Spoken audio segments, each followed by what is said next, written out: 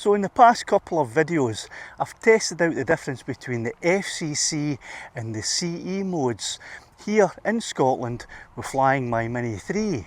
And it's been quite a difference between the FCC and the CE modes, but I thought I'd come out today and test the CE mode with the Mini 3 Pro using both of these controllers.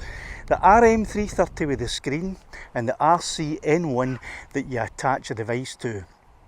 I'll fly them both using the standard DJI Fly app, and I'll be flying them in CE mode just to see if there is a difference in signal strength when using these two controllers. Now, there are electricity pylons up there, so I'm going to be flying at 50 metres in height, and as I approach the one that I'm aiming for and aiming to go past, if it's higher than 50 metres, I'll go up just until I go over it and then come back down to 50 metres on the other side, providing I get all the way out there. You'll be able to see a side-by-side comparison once again. Here we go.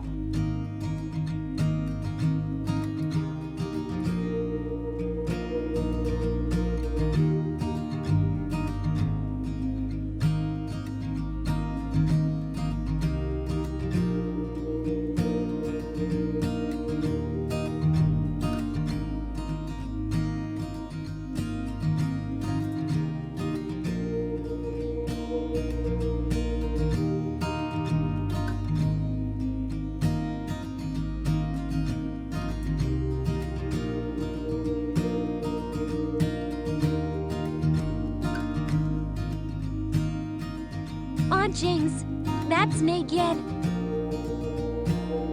Signal is me great.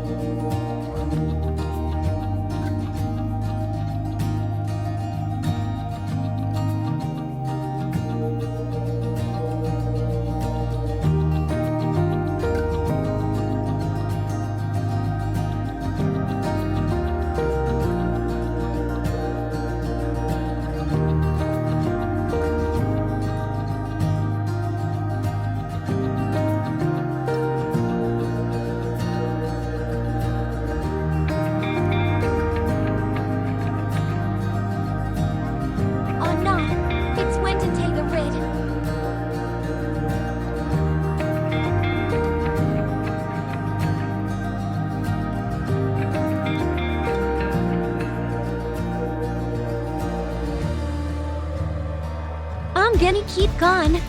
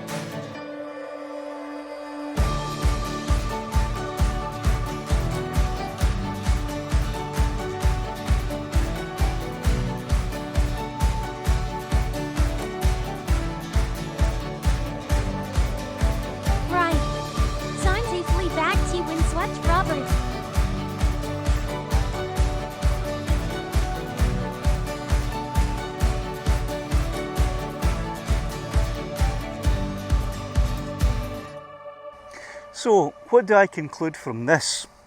Well, seems to me that using the RCN1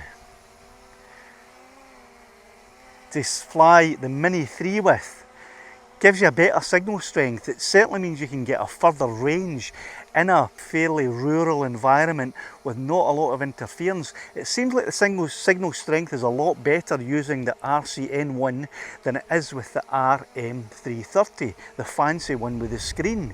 The other benefit of using this with the Mini 3 Pro is that you can use third-party apps like an FCC mod. You can't do that with the RM330.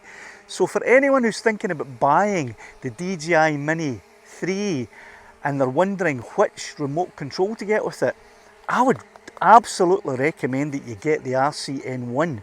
It's got a better signal strength in the face of it, certainly in a rural environment, and you can use an FCC hack mod with this one, and you can't with the RM330. So my recommendation is, if you're buying a Mini 3 Pro, save yourself a couple £100 and get the RCN1 with it.